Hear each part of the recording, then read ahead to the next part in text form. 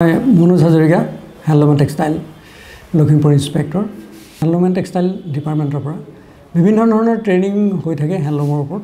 আৰু এই ট্ৰেইনিংবোৰত আমি বিভিন্ন ধৰণৰ ৰিভাৰ্সক আমি ট্ৰেইনিং দিওঁ এন্টায়াৰ লখিমপুৰ ডিস্ট্ৰিক্টত এটা কথা হ'ল কি আমাৰ মাজৰে এগৰাকী আছে লুকুমনি হয়কিয়া বুৱালাগুৰি তেওঁ আমাৰ ইয়াত ট্ৰেইনিং ল'ব আহিছিল ট্ৰেইনিংত আমি তেওঁ আমাৰ হ্যান্ডলুম ট্ৰেইনিং চেণ্টাৰত সমৰ্থৰ যেটো ট্ৰেইনিং আছিল সেই ট্ৰেইনিংত তেওঁক আমি হ্যান্ডলুম ট্ৰেইনিং আৰু জেকাৰ্ড ট্ৰেইনিংৰ প্ৰশিক্ষণ দিছিল তেখেতে ভাল উইভাৰ্স তেখেতে আমাৰ ইউনিটৰ উইভাৰ্স এক্সটেনশন সাৰ্ভিস ইউনিট নৰ্থ লখিমপুৰৰ এগৰাকী ভাল উইভাৰ্স তেখেতে যোৱা 15 বছৰৰ পৰা আমাৰ ইউনিটৰ কাম কৰি আহিছে আৰু সেই মানুহগৰাকীৰ পিছত তেওঁক আমি আপগ্ৰেডেশন কৰিলো তেওঁ লুমছ আমি দিলো আৰু সেই লুমছৰ এগেইনষ্টত তেওঁলোকে হাই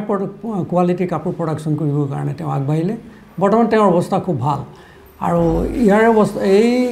হস্ততাঁত বস্ত্ৰশিল্পৰ উৎপাদনেৰে তেওঁ ইটো বৰ্তমান জীৱিকা নিৰ্বাহ কৰি আছে তৎসত্ত্বেও ঘৰলৈ এটা অৰিহণা যোগাইছে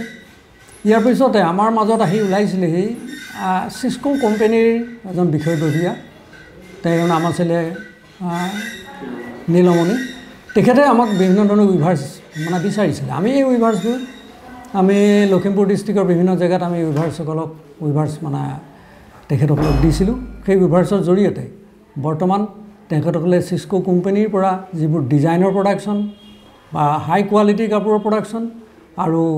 হাই ভ্যালু কাপোৰ বনাবৰ কাৰণে তেওঁলোকে এতিয়া এই কোম্পানীৰ লগত জড়িত হৈ আছে আমি কোম্পানীৰ যিবোৰ